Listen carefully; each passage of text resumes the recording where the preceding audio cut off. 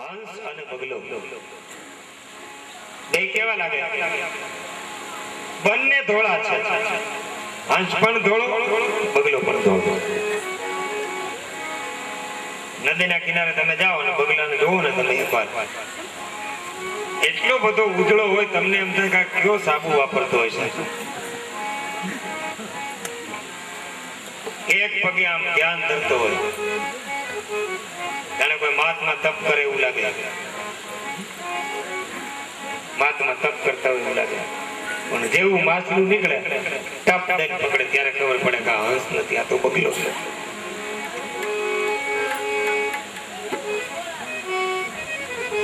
બગલો દંભનું પ્રતીક છે. આપણા સંતો પણ વાણીમાં બતાવે એવો હંસલો ને બગલો રે,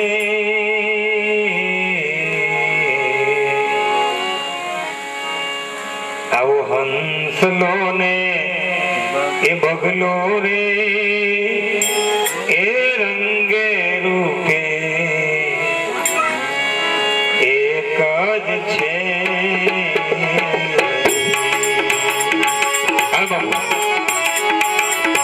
હા ઘોડી આપો સુરેશભાઈ.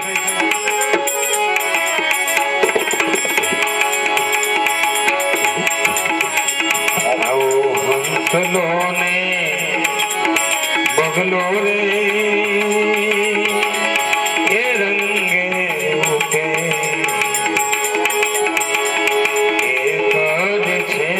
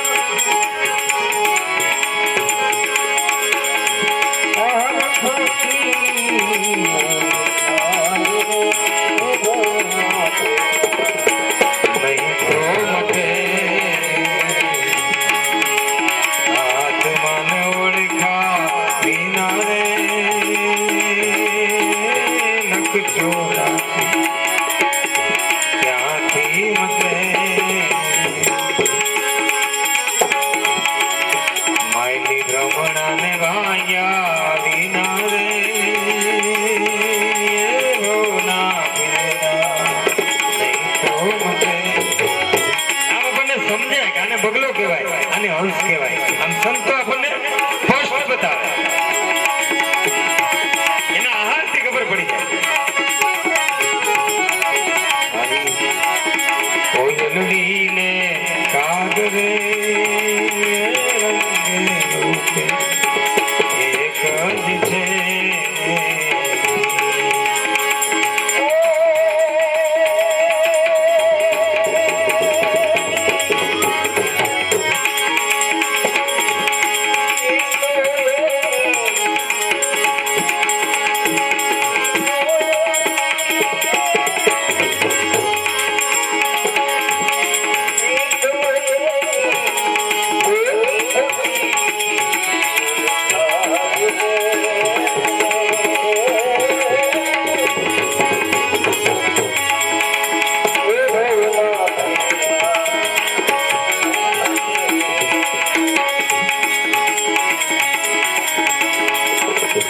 કોયલ અને કાગ બે રંગીન રૂપે હરખા લાગે, પણ કોયલ આપણને શા માટે ગમે? આપણે વખાણ કોયલના જ કરીએ, કાગડાના કેમ નહીં? કાગડાએ આપણે હું બુરું કર્યું છે અને કોયલે આપણે હું સારું કર્યું છે આપણું, એમ કહ્યું. છતાં પણ આપણે વખાણ કોયલ ના જ કરીએ, કારણ કે એની વાણી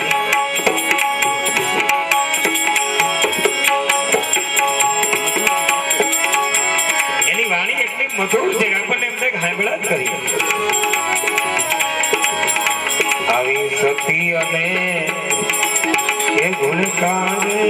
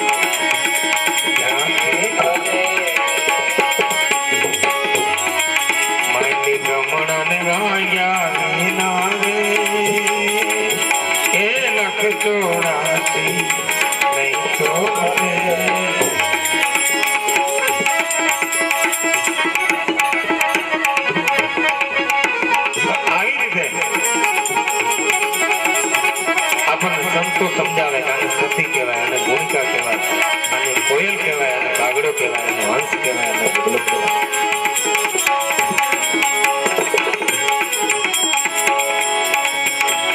એવા ગુરુના પ્રતાપે રે એ માઈ બોલિયા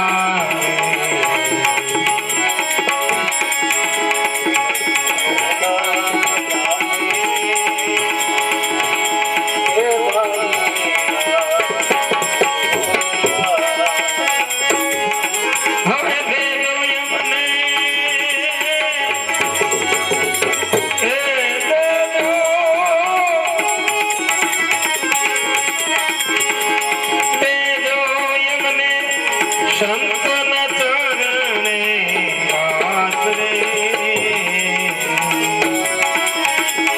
ગમનાને વાયા વિનારે એ લખતો રાશી નહીં તો મળે ક્યાંથી મળે તો મળે.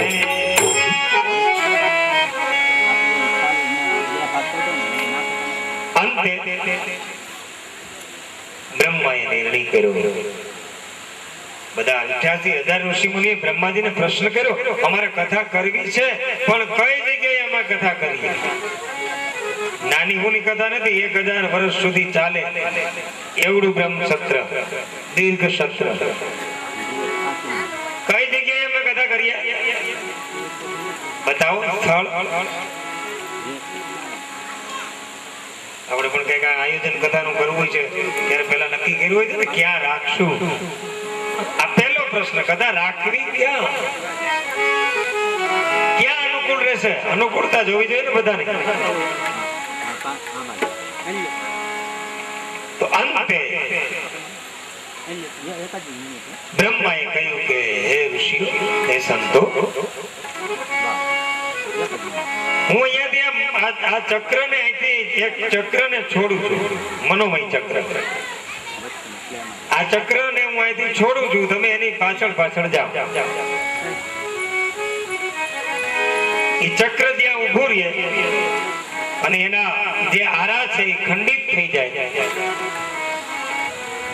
ત્યાં તમે કથા કરજો. વાયુ પુરાણમાં વિસ્તારથી આ કથા છે.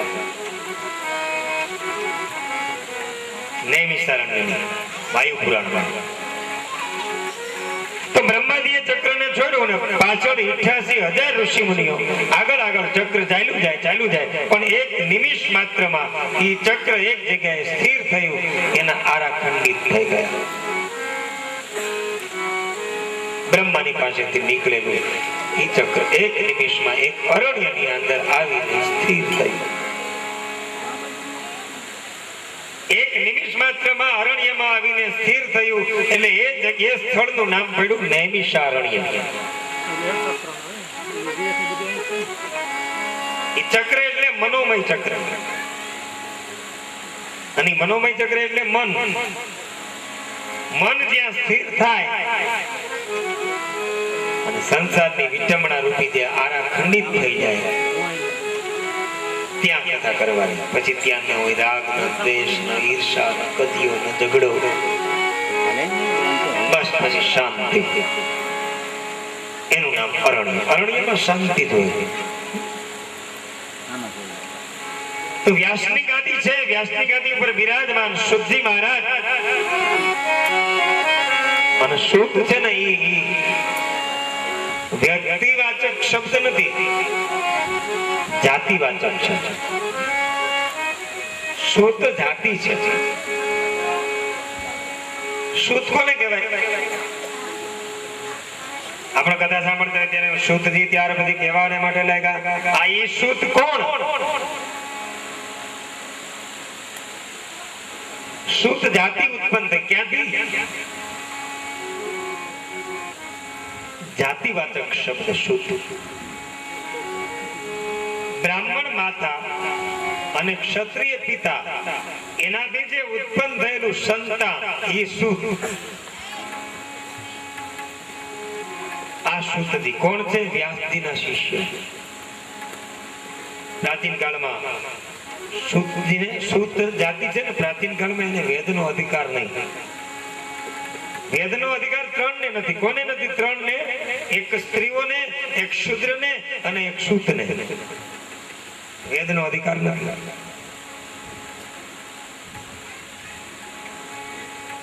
એટલે વેદવ્યાસના શિષ્ય રોમહર્ષણ એટલે કે સૂતજીને વ્યાસજીએ શું શીખડાયું? વેદો નહીં, ઇતિહાસ અને પુરાણો એને ભણાવ્યા.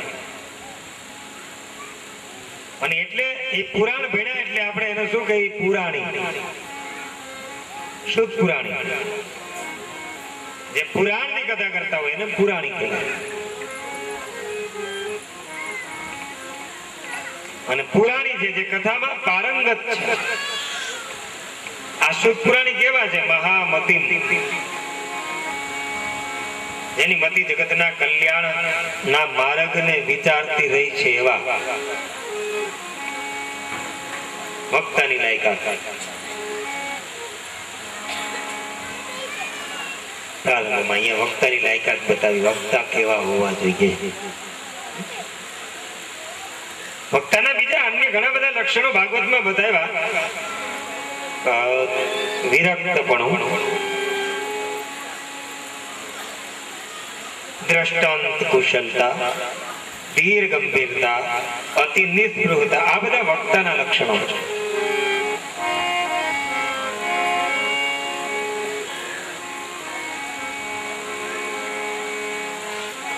શ્રોતા કેવા હોવો જોઈએ? વક્તામાં વિરક્ત પણ હોવું જોઈએ. ધીર ગંભીરતા એનામાં હોવી જોઈએ. નિસ્પૃહતા હોય. લાલચુ વક્તા ન હોવા જોઈએ. લાલચુ વક્તા હાલે જ નહીં. નિસ્પૃહી, અતિ નિસ્પૃહી હોવું.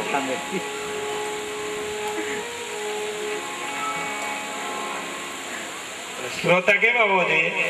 કથામૃત રસાદ કુશલ સૌનક પ્રવી.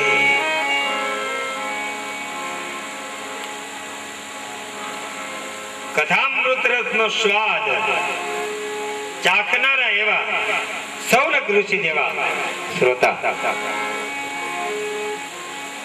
તો કેટલા શ્રોતા છે? 88,000. મુખ્ય કોણ? કે સૌનક. જે કથા રૂપી અમૃતનું પાન કરવામાં કુશળ છે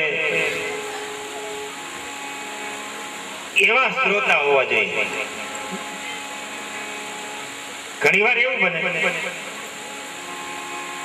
કે આપણે કથામાં બેઠા હોઈએ, 3 કલાક આપણે કથામાં બેહીએ, પણ મુશ્કેલી છે કથા આપણે બેહે નહીં.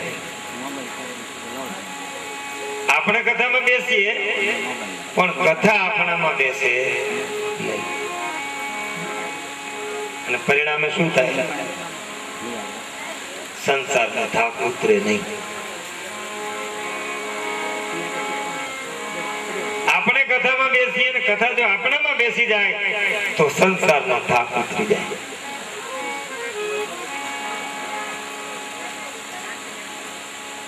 મુશ્કેલી એ છે કે આપણામાં કથા બેસતી નથી. મન જો કથામાં બરાબર હાજર હોય ને તો આપણે પેલા કથામાં બેસીને પછી કથા આપણામાં બેસે.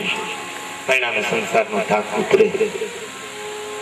તો અહીંયા સૌનકાદિક ઋષિઓ આદરપૂર્વક શુદ્ધિ મહારાજને પ્રશ્ન કરે. અજ્ઞાન ધ્વાંત વિધ્વંસ કોટિ સૂર્ય સમપ્રભા સુતાખ્યાહી કથાસારમ મમ કર્ણરસાયનમ.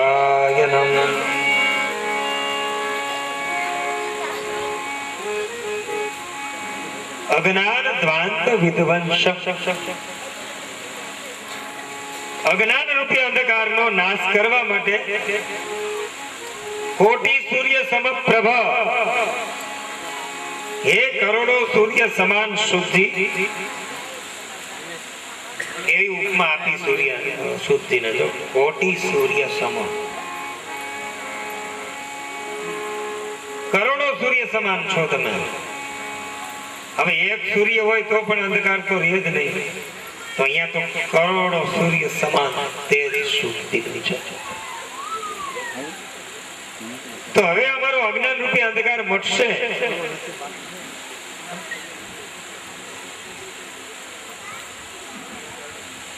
આ અંધકાર કોણ દૂર કરે? ગુરુ મહારાજ. સર્વશાસ્ત્ર સંમત વાત છે કે ગુરુ વિના જ્ઞાન થાય નહીં. ગુરુ શિષ્યને સંસાર પાર ઉતારે બીજું કોઈ નહીં.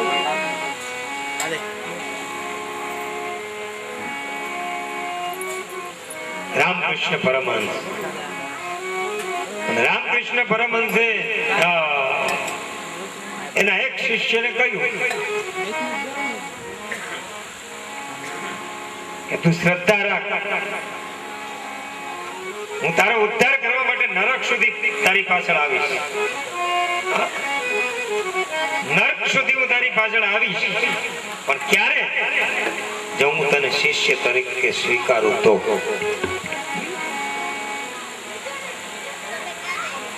ગુરુ એક વખત પ્રેમથી શિષ્યને પોતાનો કરી લે ભાઈ, પછી એનો બેડો પાર થઈ જાય.